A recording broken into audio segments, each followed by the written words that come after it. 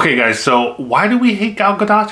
Hey, what's up guys? It's me, Anthony, here to give you guys another movie review. This time it is for the sequel of the Midnight Train Murder Massacre, whatever, Death on the Nile. Belgian sleuth Hercule Poirot's Egyptian vacation aboard a glamorous river steamer turns into a terrifying search for a murderer when a picture-perfect couple's idyllic honeymoon is tragically cut short. So this is a sequel to The Murder on the Midnight Express.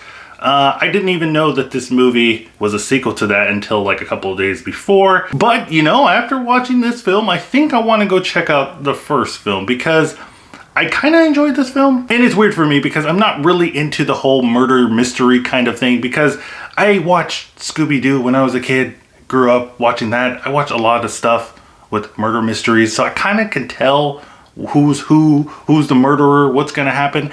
And the similar thing happened to this film. I figured out who the murderer was in the beginning, but I will say that this movie does a good job of making you second guess your initial thought of who the murderer is. And that's largely because of the amazing cast that we got here. I mean, say what you will about them and their personal lives, you know, some of them kind of weird, but you can't say that they didn't give amazing performances. And like I said, that's one of the main reasons why you kind of second guess your initial, like, oh, I think he's the murderer, I think she's the murderer, I think they're the murderer kind of thing. I do wish that certain characters got a little bit more spotlight than others, but I don't think it's the characters or actors' fault. It's more of a script being a little bit too long on certain parts and not giving enough time to certain characters that personally for me, I wanted a little bit more time with. And another thing that I like about this film, which I don't think would be a positive for most people that watch this film, but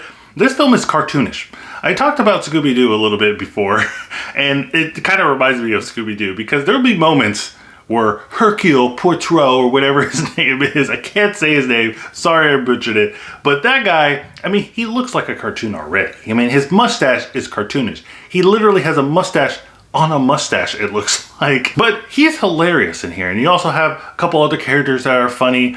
But it's just at times where there's a very serious moment, you know, they're trying to look for the murderer, they're talking very seriously, and then all of a sudden, somebody will just bust out a joke. And it comes out of random, but I couldn't help but laugh because it was so freaking random.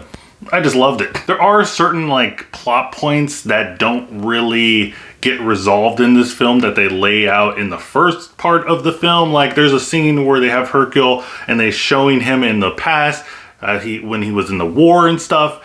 And I don't really know how that played into the whole film until like the very end. And even then it didn't really resolved. I also thought that the editing was a little wonky at some points. You know, they do this whole fade to black kind of thing. Maybe they're playing into the whole cartooniness of this film. But I think that the most egregious thing I would have to say for this film is that the third act drags on a long time.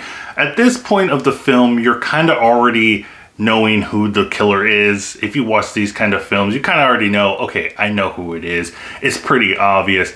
But they take a long time to get there. And I gotta also say that Hercule, you know, I didn't watch the first film, but you know, he's supposed to be the greatest detective in the world pretty much. At least that's what he says all the time.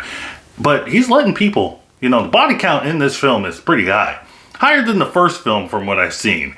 And, you know, I know he's slipping on his game a little bit. Overall, guys, I thought that Death on the Nile was a pretty decent film. It makes me want to see the first one.